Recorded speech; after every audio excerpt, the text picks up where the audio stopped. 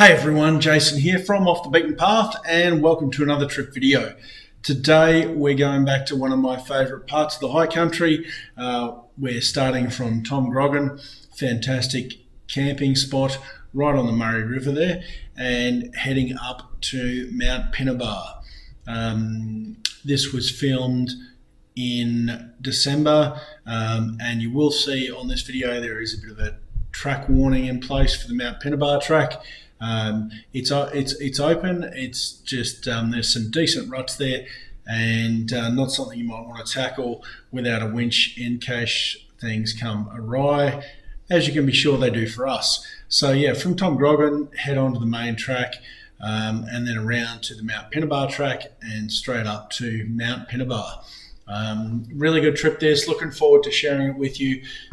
Previous trip videos we've done for this section of track, we've come in from the other side and finished at Tom Groggin, so I thought we'd go backwards this time and start with the Murray crossing, where last time we got to the Murray crossing, if you've seen that video from last year where we did Mount Gibbo and then Pinnibar and Sassafras before that, we got to the Murray and couldn't get out. That was a whole nother story. So this time we're starting at the Murray. Hope you guys enjoy this video. Let's get into the trip video. Thanks for watching as always.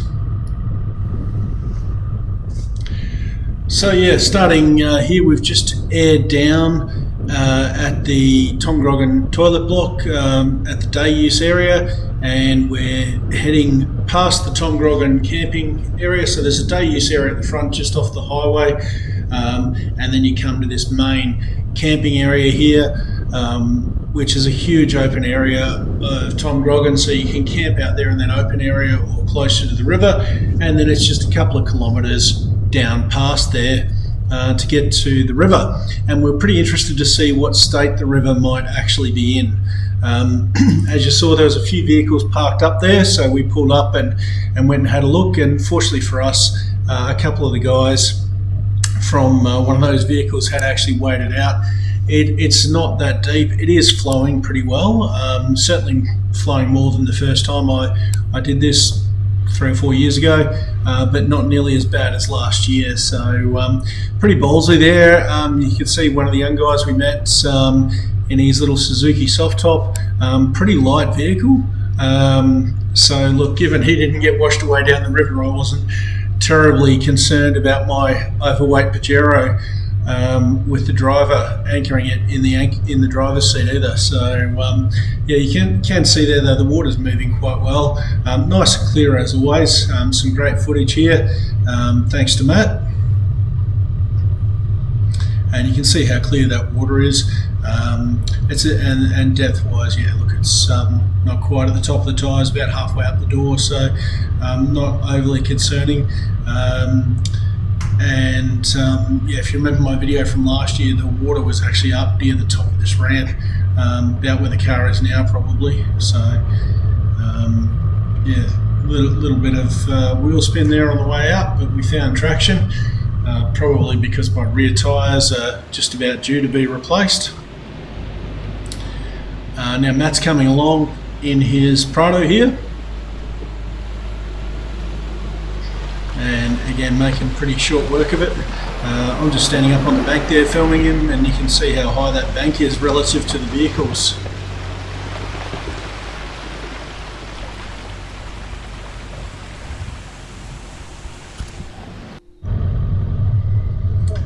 And it wasn't too long after that, and we were on the track towards Mt Pinnibar.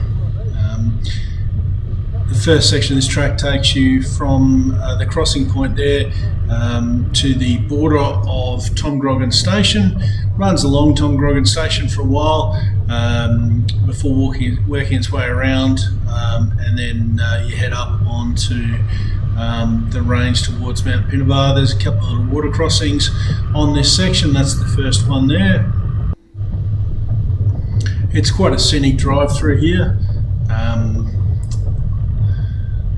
and generally pretty straightforward. I did notice straight away, like even at this early stage, that little bit of rut formation there. The track is in far worse condition than last time I drove this track, that is for sure. the big storms that we had last year have certainly had an impact, without question. So yeah, we're heading along Tom Groggin Station there, and not too long we sort of move away from that. Now this section here has always been a little bit rocky, but it was a lot more rutted. The rocks were a lot looser, gravel on the track. It was just, yeah, a more difficult, still not what you'd call a difficult drive, but more difficult than it has been, that's for sure. So it was really starting to get me thinking about what was in store for us on some of the other sections, because previous times I've driven this track, I've had people say to me that I've run into on the track, oh, this section or that section is quite difficult and you need a winch, and at those particular times I didn't find that I needed one. Did get me thinking as to whether that was going to be the case today. And if you've seen the shorts I've posted on Facebook, you know that we definitely needed the winch today. But why else do you fit a winch to your vehicle if not to use it, eh? It's good for them to be spooled out and wound back in occasionally. Keeps them lubricated. That's my story anyway, and I'm sticking to it. So yeah, this section of track here was even a little bit rutted out, and that was dead flat. So this is the turn off here to the Mt Pinnibar Track. On the left hand side there is the Tom Groggin Track, which turns into the Mount Hope Road. Now that sign there wasn't a track closed sign, it had a detour on it. It was warning you that the Mt Pinnibar Track is in very poor condition and recommending that you consider taking the detour. Of course we said, she'll be right, we can handle whatever's going on. If the track's open, we're going to go and have a crack. So we did, but we considered ourselves warned. A fair bit of water flowing over this little stream. It's certainly got more flow than I've seen previously.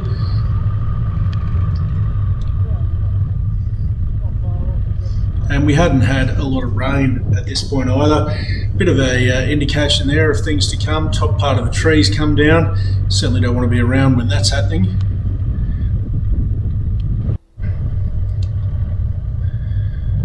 And yeah, before too long, we reach the turn off here, which is onto the Mt Pinnibar Track sort of proper, and it's pretty much an uphill run, as it says there on the screen, from this point to the Pinnibar summit. There's a few flat spots in between, and it starts off kind of gradual, but not too long. And we've got a decent climb. You can see there the typical trees come down, it's been cut, and it's just wide enough to fit a vehicle through. These are the times that I'm really glad I don't try the 200 series, because I don't know if my wheel placement's quite good enough. Although, you know, the times Bruce has been with me with his 200, he seems to manage to fit it through the spaces I fit my Pajero through, but yeah, I'm not sure my wheel placement would be quite that good.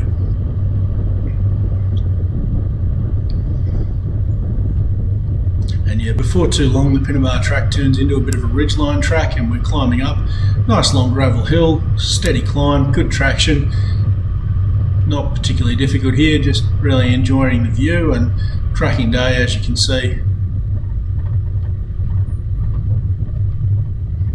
And again, more evidence of tree fall.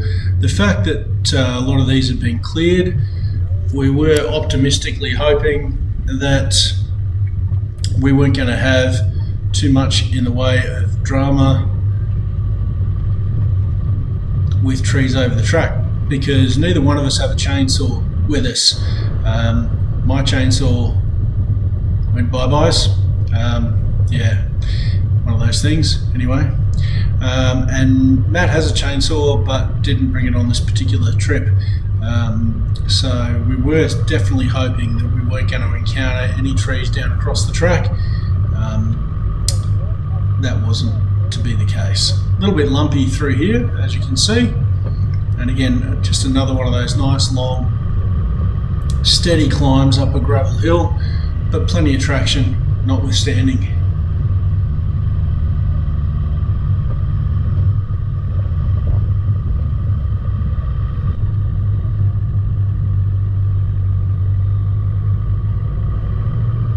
One of those typical washout humps to prevent water eroding the track too much. You can still see there's some good erosion ruts happening there.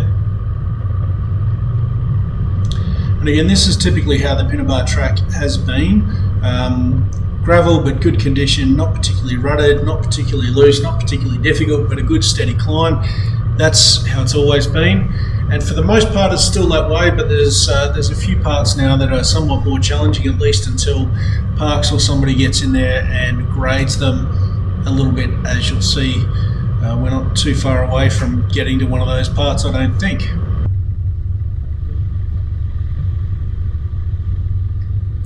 Random puddle on the track. It's got to be from a spring or something, because there really hadn't been any rain recently, and as you can see, we're pretty much on top of a hill there. So a little bit of a different camera angle here. I do have two GoPros, and so put the GoPro 7 on Matt's vehicle for a rearward facing shot of my vehicle. Probably gives you a little bit more context for what we're driving. So yeah, thought we'd throw this into the mix and see what people think. So look, if you like this extra camera view, it's a balancing act for me. I probably try and cover too many kilometres in a day. In fact, I know I try and cover too many kilometres in a day. So it's about trying to mix up the camera shots and show you guys a bit more of the track where I can. So again, more tree fall that's come down on the track, like everybody else. There's a path around it, so we drive around it.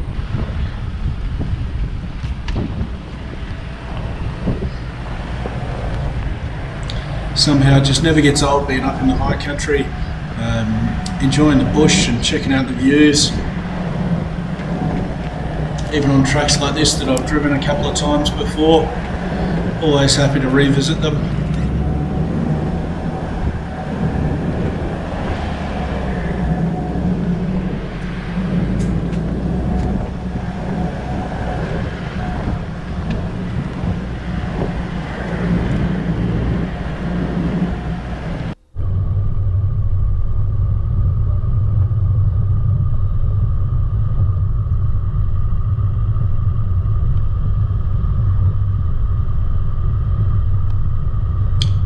And you can see here the forest is still recovering from those 2019 bushfires. It certainly takes a while. A few of the trees still looking pretty fuzzy.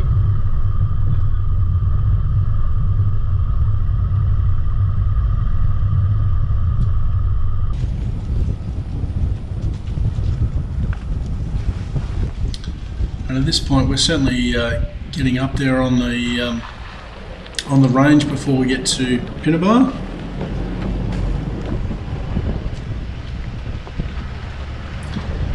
More deadfall on the track.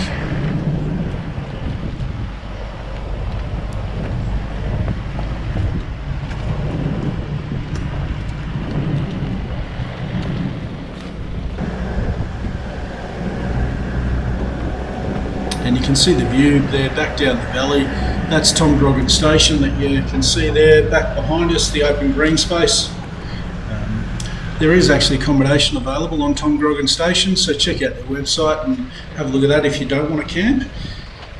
As you can see, Matt has pulled up, and the reason for that is we actually have a tree down across the whole track. Full blockage.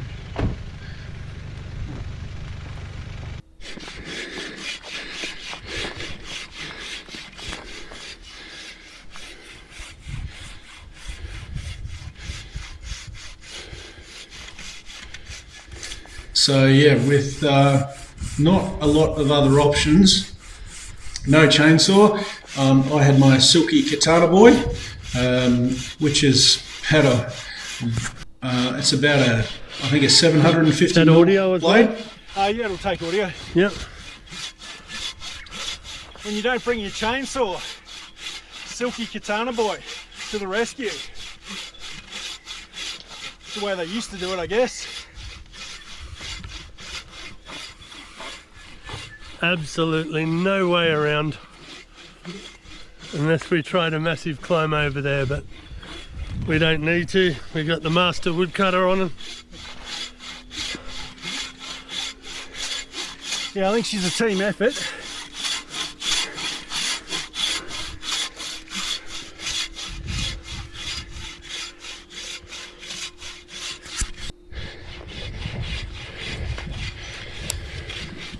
So yeah, we certainly swapped in and out a few times, but it was really just a few minutes work, and the Silky had cut through that tree. It's quite a decent sized tree, as you'll see when we move it out of the way.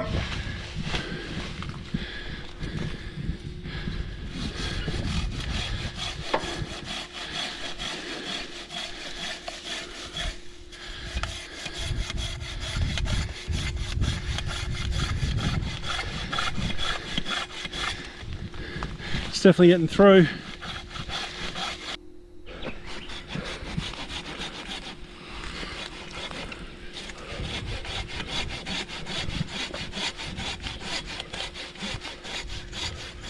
And at that point we are just about all the way through.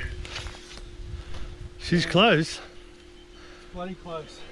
Very impressive with the saw. Yeah, I mean, really this hasn't taken that long. Yeah.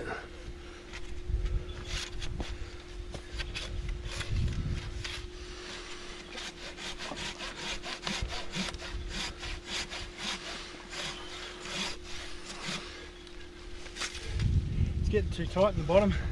That's got to be so close there.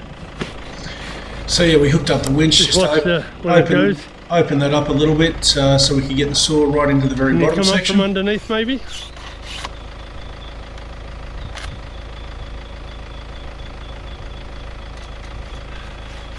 Maybe,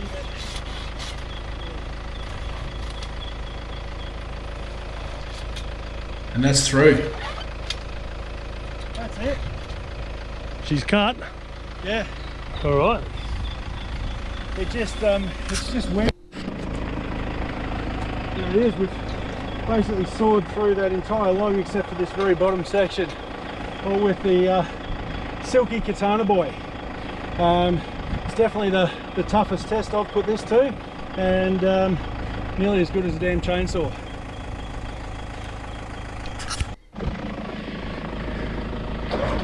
So after that it was just a matter of winching the tree off the track.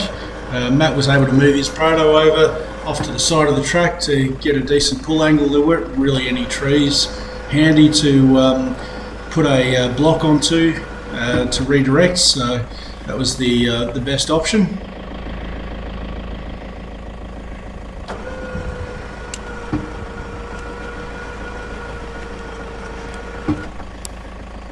And yeah, pretty happy with that effort from the Silky Katana Boy. I've used it a bit to cut up some firewood and that sort of thing, but first time I've actually used it cutting a tree that was blocking the track.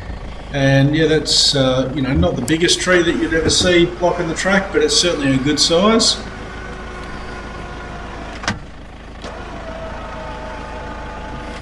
That's probably about it, isn't it?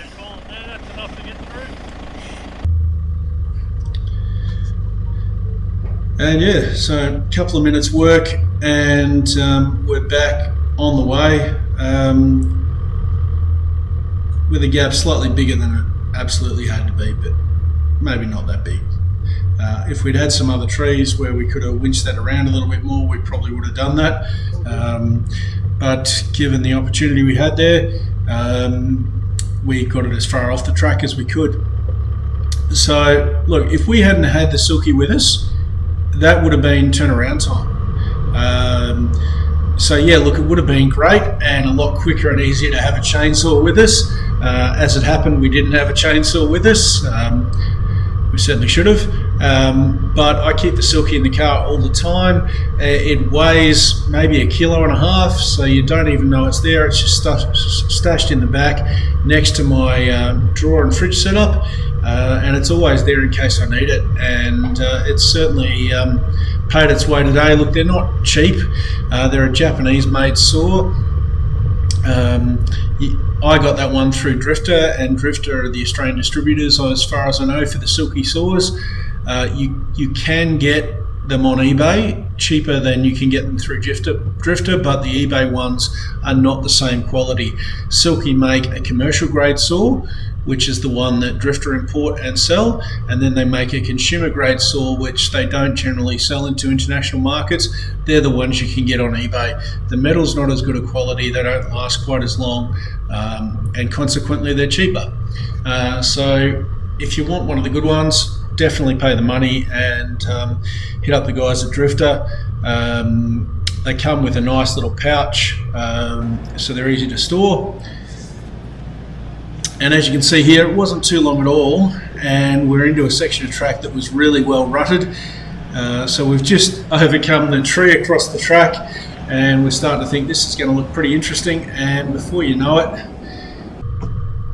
this is the same section of track shot from the GoPro on my vehicle. So a couple of big ruts there, and then another very rutted section coming up here. So I'm following behind Matt, probably a little closer than I perhaps should be, but yeah, wasn't expecting this at all. This section of track had been pretty easy the last time I drove it,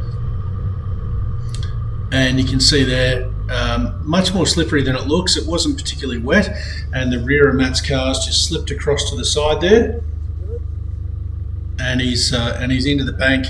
Now, amazingly, because the rear end on those Prados sits pretty high, he actually hasn't done any quarter panel damage, despite the fact that his rear end looks like it's totally hard into the bank there, which is pretty amazing. You can see a couple of good sized logs that other people have come along before us and put in there, and we probably could have made use of those. We didn't in this particular instance.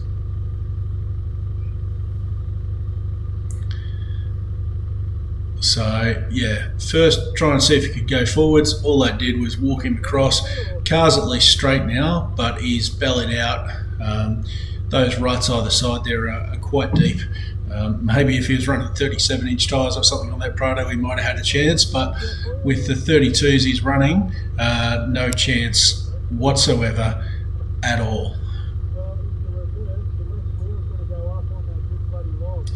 So yeah, just chatting to him on the radio, and this is one of those situations where when you're travelling with at least one other person, having a spotter giving you that peace of mind to know that you're right to reverse your vehicle, you're not going to be doing damage, you're not going to be hitting anything, certainly makes life a heck of a lot easier. I could keep an eye on where his wheels were going relative to those logs of wood. So at this point he was trying to reverse back a little bit and then see if he could get a little bit of momentum built up and try and get up and over this and out the other side. We're still hopeful at this point that we'd get over this little obstacle here without winching.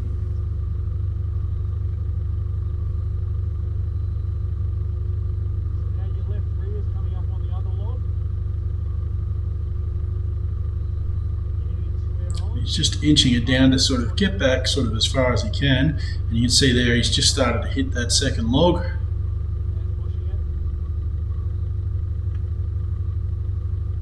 But again, the tyre's just pushing that along. It's not coming up and looking like causing any body or panel damage.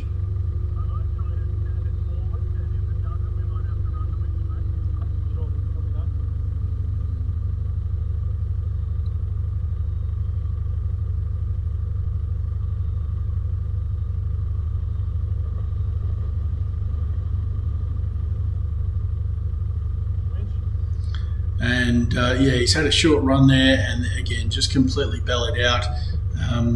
So without coming all the way back, and then given how slippery that was, it was fairly clear that, you know, that getting around this was not really going to be that much of an option. Again, the camera really doesn't do it justice on how steep this is. Having us walk there probably gives you a little bit of an idea. It's a decently steep angle and pretty loose and slippery, even though it's not wet. I think there's a bit of clay in the ground. So yeah, we're going to winch out of this one. Just a matter of finding a suitable winch tree to hook up onto. So not too long, we got Matt hooked up to a good winch tree there. Probably been used for exactly that purpose by others before us, I think. And you can see how big those ruts are there, and how, you know, in an IFS vehicle running standard size tyres, if you haven't been able to span that and maintain your line, you've got no chance. You just ploughing your front bash plate, but you're good. Your front's lifting up now. And having that winch point slightly off to the left of the track there, that's sort of assisted him in getting that front up out of those ruts. And you can see as soon as he's got those front wheels up, he's starting to get some drive back. And I'm just keeping an eye on that right-left quarter panel there to make sure. That's it, bit of right hand down if you can. Right rear quarter panel, just to make sure that the rear quarter's clear. Doesn't dig into the bank and cause some damage. And before very long at all, he's up and out. So just get yourself up and out. So often the case, you need the winch to move your car a couple of meters and solve a particular problem, and that's it. And then you're on your way again.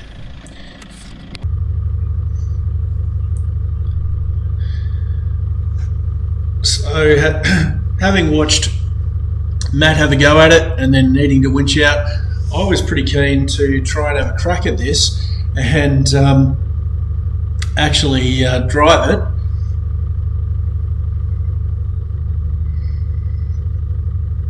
Now, as I said, those couple of big logs there, probably could have picked those up and maybe filled the holes in. That might have, even put a bit of dirt over the top of them. That might have been the go, but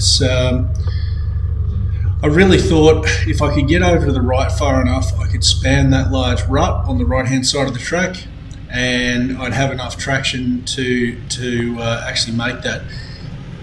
That wasn't to be, as you're about to see, but I think I needed more momentum. So I started off slow, made sure my line is where I wanted it to be, and then I've given it a little bit of mumbo, but all too late. Whoa! And the rears just slipped across into the bank, and ended up with the front left tyre in the air there. I don't know, I always seem to end up with the car in these positions, and the rear quarter well and truly into the bank. That Raslar bar paying for itself once again, preventing further damage to that rear corner. So this is a view of the same thing from on board. As I said, it looks straightforward. Span the rut and just drive straight up there. Probably got over a little further than I needed to, and there's that wheel lift. That's what it looked like from inside the cab. So yeah, once again, time to winch. Now, given Matt's vehicle was there, it was pretty easy to just hook the winch up to him, and as you saw the text on the screen, not winching off a tow ball, Matt put a recovery hitch in place there, and winching off that recovery hitch, and just giving it just enough winch to actually pull my vehicle up, which is not very much at all. You can see that cable's gone slack already. Just taking up a little bit more tension till I get the rear wheels up and out.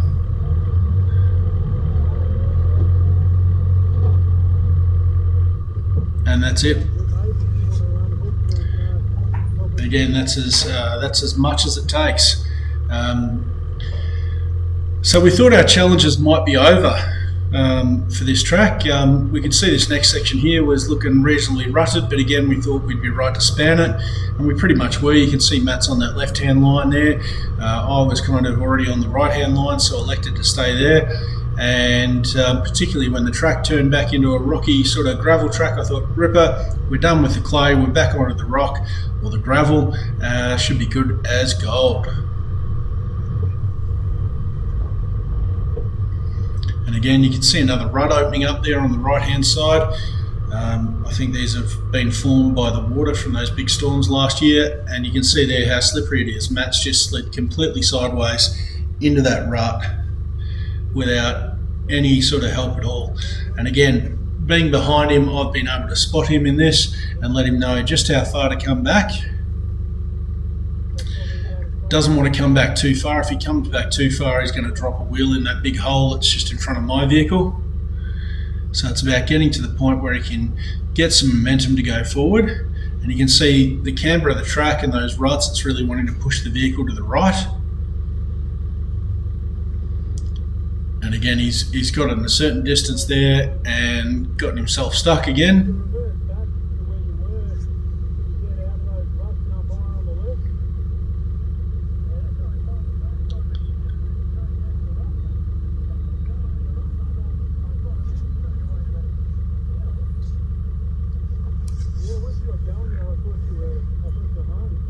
So again, he's reversing slowly back down, trying to get back to a start point where he can start off, we can have some traction to gain some momentum to try and get over this next little obstacle.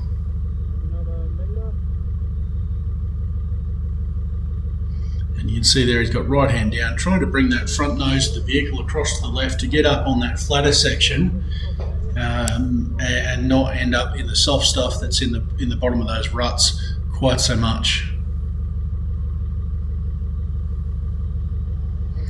So yeah, he's got the nose around to the left, and he's managed to get up on that left-hand line and well out of those ruts. And then he's crossed over, spanned the big rut, and got to the hill with plenty of time to get up over that next little climb. And he's out.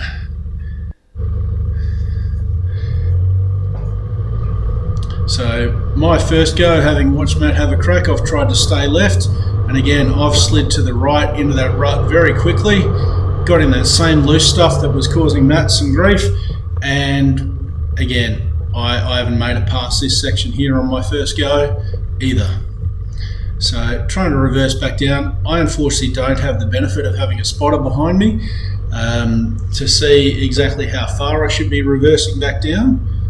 So I'm sort of trying to guess here, and yeah, I've tried to start forward there but got no traction. These sort of situations where you're reversing sort of down a hill, it's really hard to see what's going on with your rear wheels and at the back of the vehicle without getting out and having a look, or having a spotter back behind you. So I just tend to feel my way. So again, reverse back a little further and no traction still to go forward.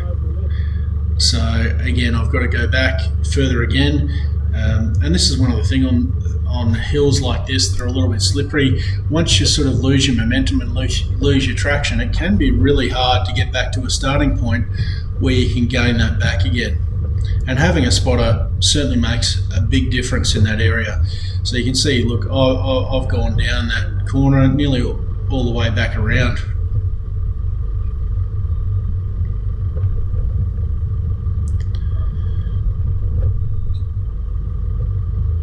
So nearly completely out of the rut. So I've really got the two sections of the track that I'm going to have to try and drive here. So you can see there, even starting to drive off there, no dice. I need to go back a little further.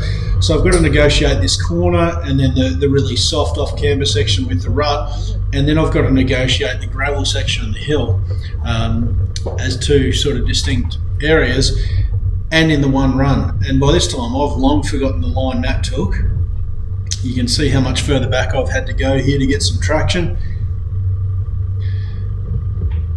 Doesn't help, my vehicle is probably a good bit heavier than his either. So there you go, we've been able to start off, starting to build some momentum. And Matt was filming this with my other GoPro, so I've got some Mumbo, mate. Good external footage here of that. So trying to keep left.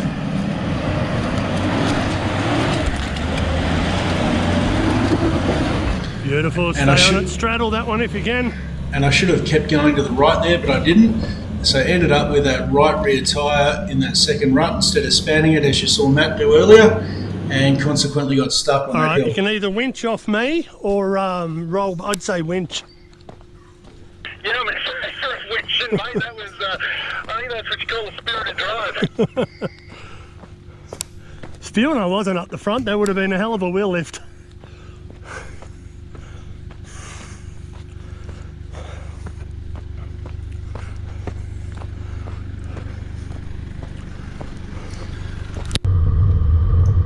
So this is the same section of drive again, but from the onboard GoPro. So I should have crossed to the right there, and I didn't.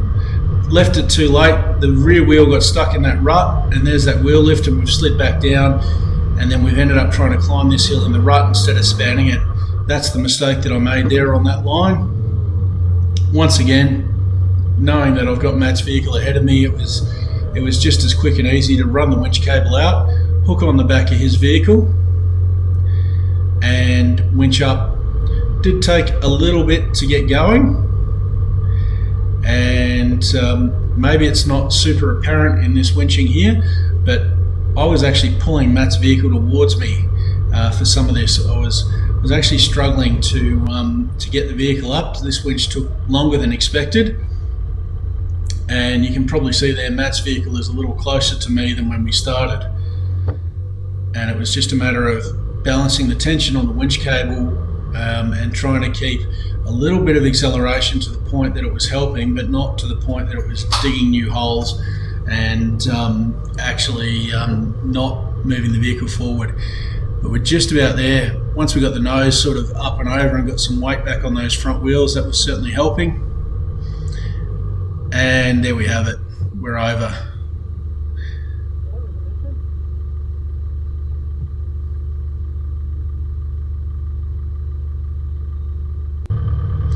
So you can see those marks there on the ground where Matt's Prado has been pulled back towards me, literally being dragged.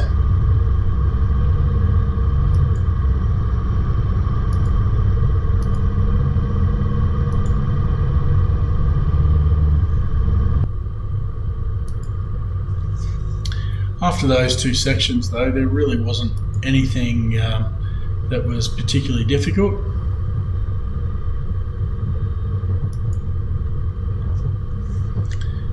And it was just a matter of taking on the rest of the track. So the next section is up towards the turn off towards Mount Gibbo, and from there it's just a couple of Ks up to the top of Mt Pinnibar. This is a good steep climb, but plenty of traction, not particularly rutted out here, and not a particularly loose surface. So although the vehicles are working pretty hard in this climb, certainly nothing near as challenging as those earlier couple of sections. So I dare say that warning sign from Parks Victoria definitely refers to those two sections there that are particularly difficult. The rest of this track at the moment is still pretty standard. Now I have seen some posts from other people that have done the Mt Pinnibar track in recent times. As I said, this was filmed back in early December, so a couple of months ago now.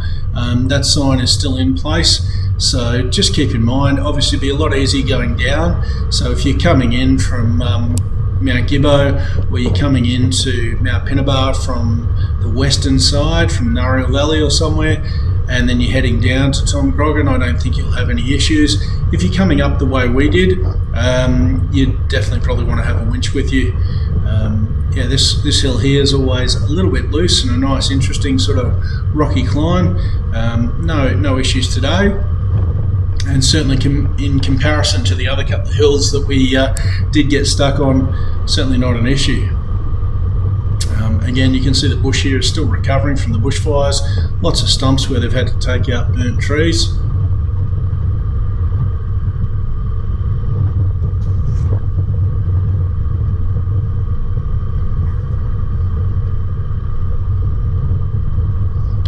Quite a nice ridgetop drive. So just on the left there, that's the turn off to the Mt Gibbo track, as it says on the screen. And from here, it's just a short 2 kilometre push up to the top of Mt Pinnibar. Again, Mt Pinnibar and Mt Gibbo, two of the tallest peaks I think that you can get to the top of in a vehicle. They're between 17 and 1800 metres high. I don't remember exactly and don't have it in front of me at the moment. This last section of track again has some steep rocky sections, not too difficult, but I did notice that it's a lot more worn than last time I drove it a year ago. A lot more sheetrock exposed, a lot rougher, a couple of rock steps that have appeared that simply weren't there 12-18 months ago last time I drove this track. Still not what you'd call difficult, but definitely something that you need to pay attention to when you're driving it, and it's a little bit rougher ride than it has been previously. This was pretty smooth going last time I drove it.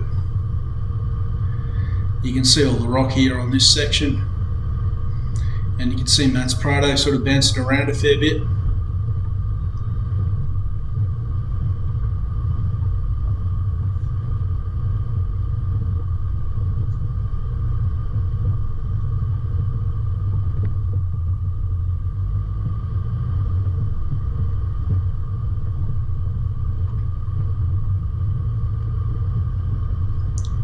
Yeah, the trick is have the right tyre pressures, so have them down a little bit, Keep your speed reasonable, and you won't have too many worries at all. So now, if memory serves me correctly, this is the hill before the Pinnibar summit, or it could be the summit. It's always hard to tell when you're approaching the Pinnibar summit. The top of the trig point marker actually blew off a couple of years ago, so the frame is there, but the actual trig point marker that you normally see with the 4 sides on it is not actually on top of the frame, so it's a little harder to see than on some of the other mountains that have the trig markers on them. And again, this is a good little steep climb here, not super difficult, just good fun to drive. Yeah, now this is up to the summit. You can see the trig marker there in the distance on the left, but no trig flag on top of it as you would normally see. So a little bit rocky, and you can see the motorbike there on the left hand side. He actually crossed the Murray with us back at Tom Groggin, had his bike in the back of his trailer, and was hitting the tracks on the trail bike, so he certainly moved a lot quicker than us. And look at that view. Every time you get up here, it never gets old. Just most of this section of the high country just open in front of you. Pretty sure that's Gibbo on the right of frame there in the distance, where we're heading next. How you going, mate? You good up here? So, as always, everyone, thanks for watching. I hope you've enjoyed this video, the return to Mt Pinnibar. Like this video if you liked it, and if you've got any questions, leave them in the comments down below. Catch you in the next video, guys.